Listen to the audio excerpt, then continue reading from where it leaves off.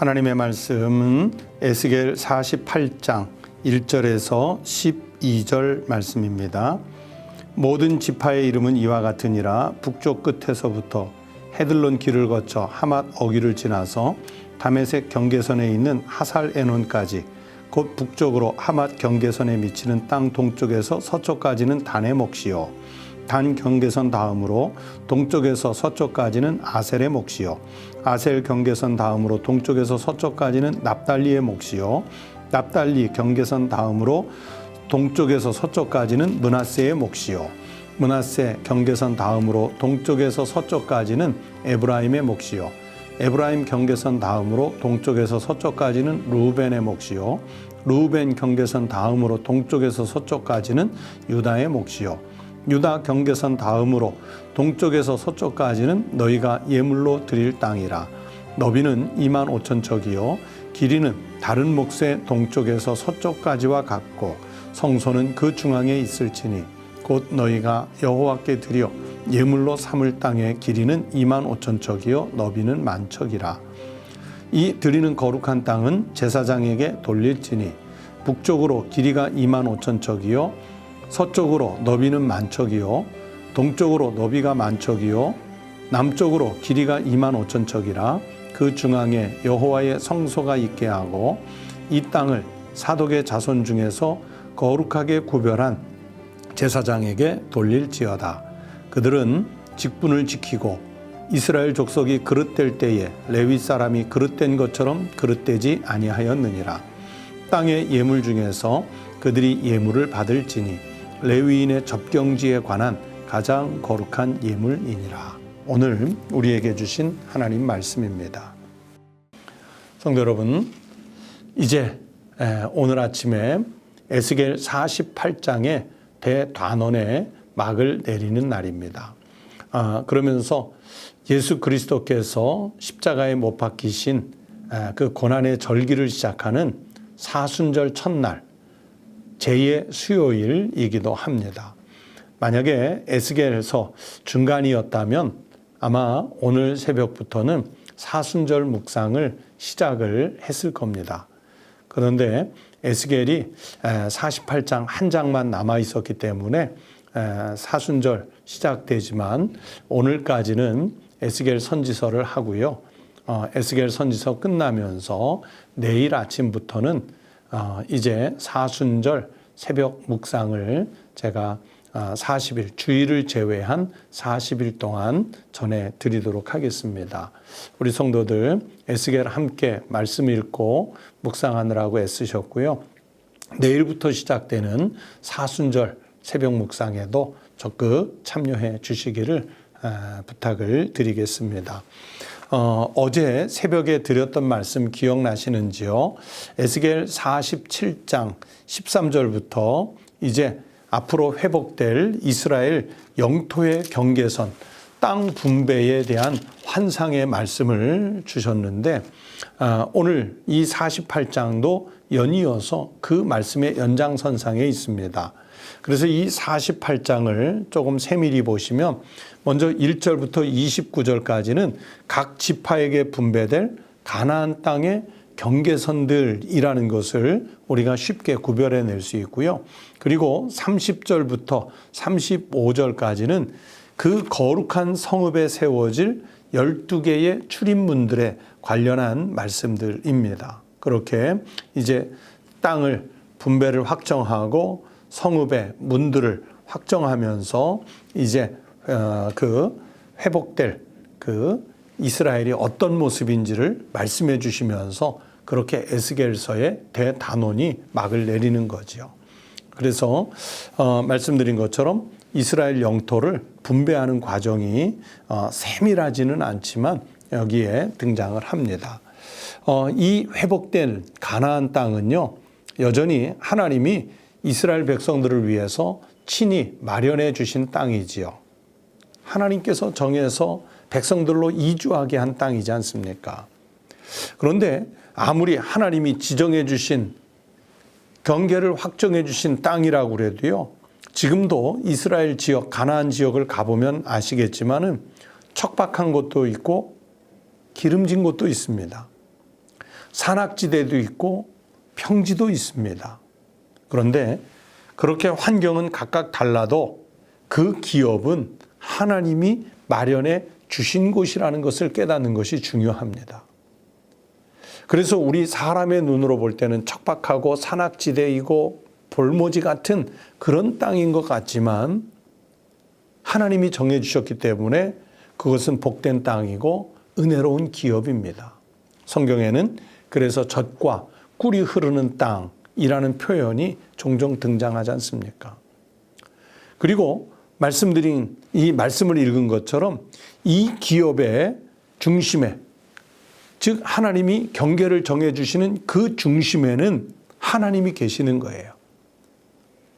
그래서 8절 말씀 같은 때 보면 그 성소는 그 중앙에 있을지니 8절 끝부분에 이런 말씀이 있죠. 그리고 여호와께 예물을 드려서 삼을 땅이 어떤 규모여야 하는지 또 나오고요. 또 성소를 지켜야 할 제사장들에게 돌릴 땅이 중앙에 있음을 말씀해 주죠. 그 10절 같은 데 보면 이 드리는 거룩한 땅은 제사장에 돌릴지니 라는 말씀도 있고 그 중앙에 여호와의 성소가 있게 하고 그런 말씀이 있어요. 왜 성소가 있는 땅이 중앙에 있을까요? 경계로 정해주신 그 가나안 땅 전부가 하나님이 주신 기업이라는 것을 알려주시는 것입니다. 척박하든 기름지든 산악지대든 평지든 다 하나님이 주신 복된 기업이라는 것을 알려주시는 거예요. 그래서 성소가 중앙에 있다는 것은 이스라엘은 하나님의 보호 안에 머물러 있어야 하고 하나님 중심의 삶을 살아야 한다는 것을 이 땅 분배를 통해서도 가르쳐 주시고 있습니다. 왜 하나님은 에스겔 선지자를 통해서 기업을 분배하는, 즉 땅을 분배하는 환상을 보여주셨을까요? 이스라엘 백성들이 비록 이방인, 아수르를 통해 또는 바벨론을 통해 또는 페르시아를 통해 전쟁에 패해서 포로로 잡혀와 있는 형편이지만 땅을 분배한다는 것은 하나님께서 곧 회복시켜 주실 것이라고 하는 사인을 보내주시는 거예요. 그러니 포로로 잡혀와 있는 이 땅에서 주눅들지 말고 좌절하지 말고 절망하지 말고 회복될 땅으로 돌아가라 하는 그 용기를 내라는 거예요. 하나님의 말씀의 의도가 거기에 있습니다. 그래서 이 땅의 분배에 관한 말씀을 읽으면서 이런 하나님의 은혜를 찾아낼 수 있습니다. 첫 번째는 하나님은 각 지파에게 동일한 관심을 갖고 계신다. 땅을 하나하나 분배할 때 하나님은 그 모든 지파가 조금 손해보는 느낌 들지 않도록, 억울한 느낌 들지 않도록 정말 하나님의 기준에서 동일한 관심을 가지고 분배하신다는 것을 알 수 있어요. 여러분, 지파만 그랬을까요? 하나님은 그렇게 하나님의 백성이라면 각 인생들에게도 동일한 관심을 갖고 계신다는 것을 우리가 이 말씀을 통해서 배울 수 있어야 합니다. 로마서 10장 12절에서 사도 바울을 통해 주님이 말씀하셨습니다. 유대인이나 헬라인이나 차별이 없음이라. 한 분이신 주께서 모든 사람의 주가 되사 그를 부르는 모든 사람에게 부요하시도다. 인간은 자꾸 경계를 지어요. 비교하게 만들어요. 로마인, 헬라인, 유대인, 남자, 여자, 고관, 대작, 아니면 하층민, 부자, 가난한 자, 자꾸 구별을 지으려고 하지만 하나님은 그렇지 않습니다. 지파에는 물론이고요, 각 인생들에게도 그렇게 동일한 관심을 갖고 축복해 주시고 그 몫을 분배해 주시는 하나님이세요. 그래서 유대인이나 헬라인이나 차별이 없고 다 주의 이름을 부르는 모든 사람에게는 부요하게 하시는 분이 하나님이신 줄로 믿습니다. 오늘은 우리 성도들에게도 이와 동일한 관심을 갖고 계시는 하나님이신 줄로 믿습니다. 또 두 번째는 하나님께서 이 땅의 경계를 정하면서 중앙에 성소를 두고 계시다는 것은 우리가 하나님 중심으로 살아야 참된 번영과 평안을 누릴 수 있다는 것을 알려주시는 거예요. 여러분, 하나님의 백성이 자기 중심적인 삶을 산다? 그건 허무한 절망 가운데 빠지지요. 단적인 예로 누가복음 15장 11절부터 24절까지의 말씀에 보면 아주 유명한 탕자의 비유가 나오죠. 여러분, 이 탕자는 철저하게 자기 중심대로 살다가 절망의 늪에 빠져버리잖아요. 패망한 인생이 돼버리지 않습니까?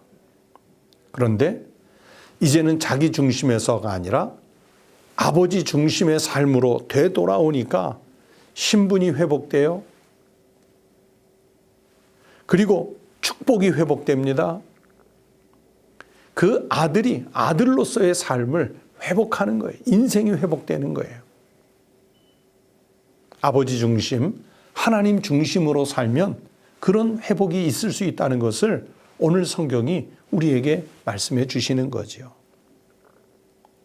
하나님 중심으로 산다는 것은 이 땅에 눈을 두고 사는 삶이 아니라 하나님 아버지의 나라에 우리의 관심과 우리의 시선을 두고 산다는 의미입니다. 하나님은 이스라엘 백성들에게 땅을 분배하면서 중앙에 여호와 하나님을 바라보고 살도록 그렇게 배치해 주신 거예요. 사랑하는 성도 여러분, 여러분이 각각 척박한 땅에 사시는지 기름진 곳에 사시는지 산악지대에 평지에 어디에 사는지 우리는 다 다를 수 있어요. 그러나 중심은 항상 하나님께 두시기 바랍니다. 관심과 시선은 하나님께 두시기 바랍니다. 그렇게 우리가 하나님 중심의 삶을 살면 하나님은 모든 지파에 관심을 기울이고 모든 백성들에게 관심을 기울인 것처럼 우리에게도 관심을 기울여서 살게 하시는, 평안케 하시는, 회복케 하시는 은혜를 주실 줄로 믿습니다. 에스겔 선지자가 오늘 우리에게 보여준 이 기업 분배의 축복의 환상이 우리 성도들의 비전이 되시기를, 복이 되시기를 주의 이름으로 축원합니다. 기도하겠습니다. 하나님 아버지, 감사합니다.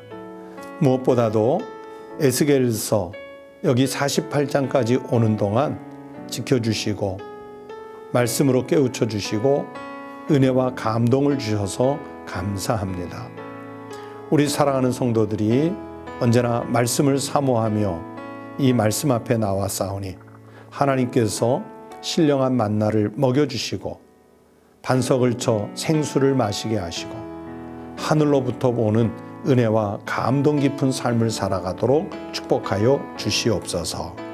하나님, 우리에게 주신 하나님 아버지 나라의 기업을 생각하며 이 땅에 사는 동안 하나님 중심으로 하나님께 관심과 시선을 두고 살아가는 하늘의 백성이 되게 하여 주시옵소서.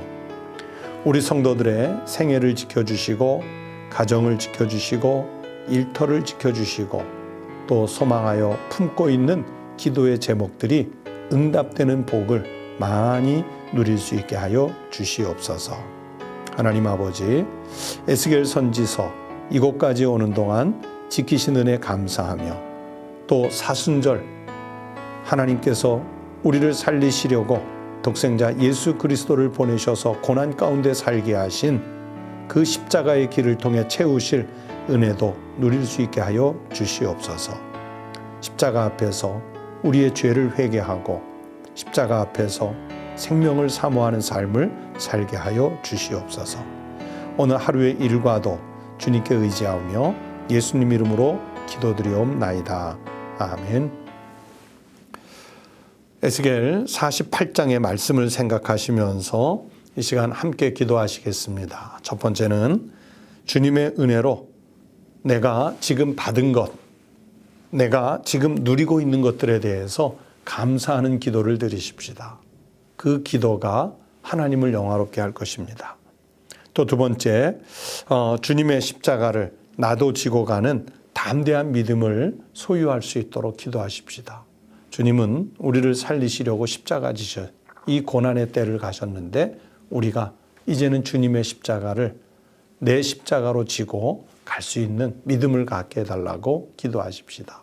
끝으로 세 번째는 코로나19 바이러스가 속히 종식돼서 좀 안전하고 평안한 우리 사회, 우리 시대가 되도록 기도해 주시기 바랍니다. 다 함께 기도드리겠습니다.